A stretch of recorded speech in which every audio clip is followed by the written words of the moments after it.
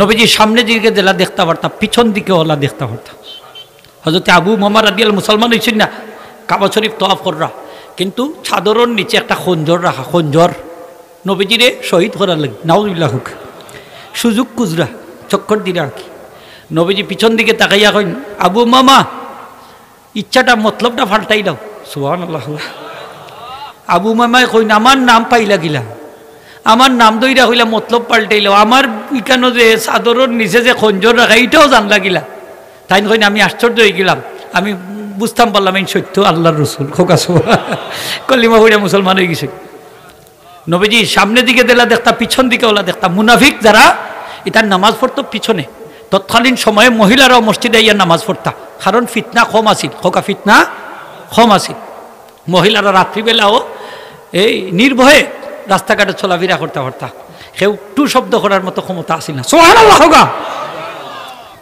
কিন্তু এখন বাংলাদেশও মা বই নকলে রাত্রিবেলা এলা একলা চলাফেরা করতে পারবানি, কারণ রাস্তাঘাটে অনেক শিয়াল টোলা শকুন বই থাকছে, জাফটা মারি নিব গি না, নিত না।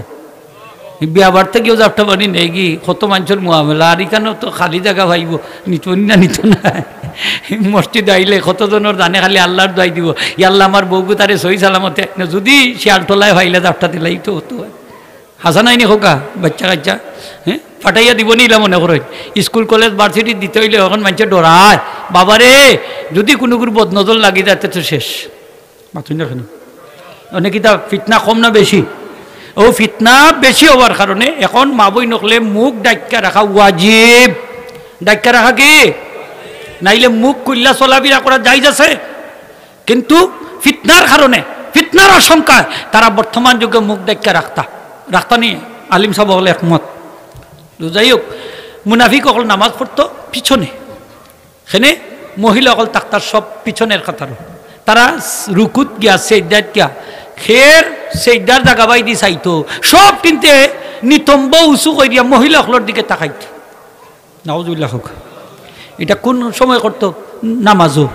নামাজও তাকাইতো, রুকুত গিয়া করতো, সেজদাত গিয়া। তখন নবীজি ফরমাইলা, এই সুচিয়ার সাবধান, আতিম্ম রুকু আকুম ওয়া সুজুদাকুম ফাইন্নী আরাকুম মিন আমামি।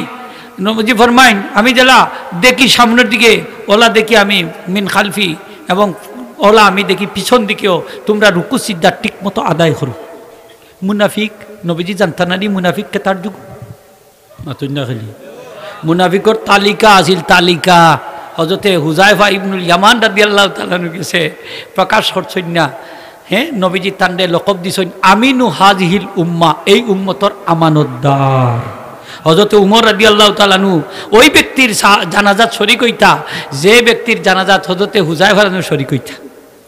বুঝা যাইতো যে এই ব্যক্তির নাম মুনাফিকর দফতরও নাই, আর তাই যে জানাজাত শরীক হইতা না, তাইনো গিয়া শরীক হইতা না, বুঝতাই গো মুনাফিক। মুনাফিক নবীজির চিন্তা, কিন্তু মুনাফিক অকলের একশনও গেলা না। এখানে হযরত উমর রাদিয়াল্লাহু ফরমাইন, ইয়া পারমিশন দাও কা, আমি এই মুনাফিকের গর্দান উড়াই দেই। নবীজি ফরমাইন, উমর পারমিশন কিভাবে দিব? লোকেরা তো বলা বলি করবে যে মুহাম্মদ তার সাথীকেও হত্যা করে। তখন লোকেরা দেখবা, হ্যাঁ এটা কাফির মুশরিক হলে এটা ভাইরাস হিসাবে নিব কি, তখন কইব যে মুহাম্মদ তার সাথীরও বিশ্বাস করতে পারে না, বাবার এই মুসলমান হইয়া মরতাইনি, আরো জানটা দেলাইতে হইব, গর্দানটা দিতে হইব। এই জন্য নবীজি একশনে যান নাই। সুবহানাল্লাহ।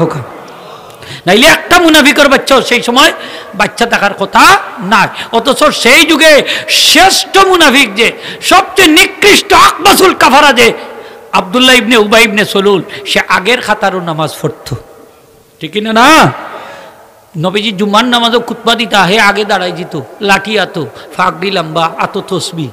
হয়তো আমার এখান কথা শুনো কিতা হতা যে এই সত্যি আল্লাহ রসুল তাই যেটা কই নতা তোমরা মান্য হইয়া বই যেত, মুনাফিকের বাচ্চা বই যেত। নাউজুবিল্লাহ, নাউজুবিল্লাহ। সেদিন একদিন স্টেটাস দিছে, এক এমপি যাবর আগে হয় সকল মুনাফিক সকল গেছেন ফুলের মালা দিতা, সকল আগে ইলেকশন বিরোধিতা করতে আগে, আর ফুলের মালা দিবার লাগে সকল আগে ফেসবুকও ছবি দিত। নাউজুবিল্লাহ, নাউজুবিল্লাহ। ইলা আছে না কিছু মানুষ, এমপি যাবর পয়সা খায়, খাম করে আরো জনের হয় তাকলাম করি কি তো হইল, বুট তো দিমু তোমারই আসা নাই নি, আছে না নি? এমনি কয় আপনার লগে আছে জিন্দা হিবাই দি পয়সা হল হয়, বুট তো হেরে দিব, কিনি লিছি, আসেনি না? না ইলা মুনাফিক সব যুগে কিন্তু মুনাফিক ছিল, ছিল না? নবীজির যুগে মুনাফিক এগুলো হইল আকীদাগত মুনাফিক, আর বর্তমান যুগের মুনাফিক এগুলো হইল আমলিগত মুনাফিক। মুনাফিক দুই প্রকার, কয় প্রকার হোক আমার লোকে, কয় প্রকার? দুই প্রকার। শাউলিউল্লাহ মুহাদ্দিসের দেলাবির মধ্যে আনছেন যে বর্তমান যুগে আকীদাগত মুনাফিক নাই, তা আমলিগত মুনাফিক। এটার কথার কাজে মিল নাই, ও মুনাফিক আকি কথার কাজে মাতুকাতে কথার কাজে মিল নাই।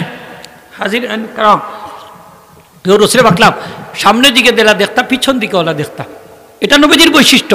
আমরা সামনের দিকে দেলা দেখি, পিছনে ইলা দেখতাম পারিনি, পারি না। তাইলে আমরা কিভাবে নবীজির মতো হব? কবি বলেন লাম ইয়াতাসাআব কাত্তু ওয়াহিয়া সাবিআ ওলিদা মাখতুনান ওয়াহিয়া তাবিআ। রাসূল পাক জীবনে কোনোদিন হাই উঠে নাই। হাই বুঝনি আম্মানি, সুবহানাল্লাহ হইতা নাইনি। আর আমরা আম্মানি আইনি না আয় না। তাসাউফ এটারে কয় আরবিতে তাসাউফ।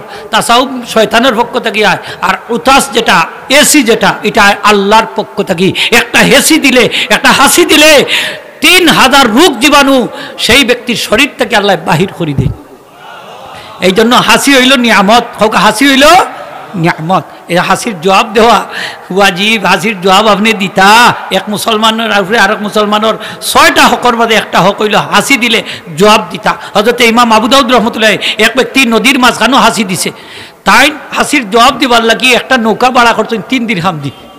খান্দাজকে হাসির জবাব দিছই, গায়েব থেকে আওয়াজ হইল ইমাম আবু দাউদ আজকে 3 দিরহামের বিনিময়ে তুমি জান্নাতে খরিদ করে লিছো। হাসির জবাব দিন জান দিবানি। অনেক হাসি দিলে এমনি মারি দিতা, তে আরো কতটা লাগাইয়া দিতা হয় না নি, বলে বাইরা চকুর ভিতরে বলি গা ঢুকি যাব। আল্লাহর কসম দিয়া হইয়া যে এই ধরনের আকীদা বিশ্বাস থেকে আমরা দূরে থাকতে হইব। হ্যাঁ, এগুলা সোয়াছে না হোক, আর রোগ কিতা নাই মাতুকা সোয়াছে না, সোয়াছে না, সোয়াছে না। একজনের রোগ আরেকজনের ভিতরে গিয়ে ঢুকে না আল্লাহর হুকুম ছাড়া, পারমিশন ছাড়া। নবীজি ফরমাইন এই যে রোগ রে কোন যে সোয়াছে এইটা বিশ্বাস করা হইল শিরিক, শিরিকি আকীদা। এটা আমরা এর থেকে মুক্ত থাকতাম। এই যে করোনা ভাইরাস গেছে, আমরা মনে করি যে করোনা ভাইরাস একজনে আরেকজনের শৈলীলেও তার ভিতরে গিয়ে ঢুকি যায়। নাউযুবিল্লাহ হোক।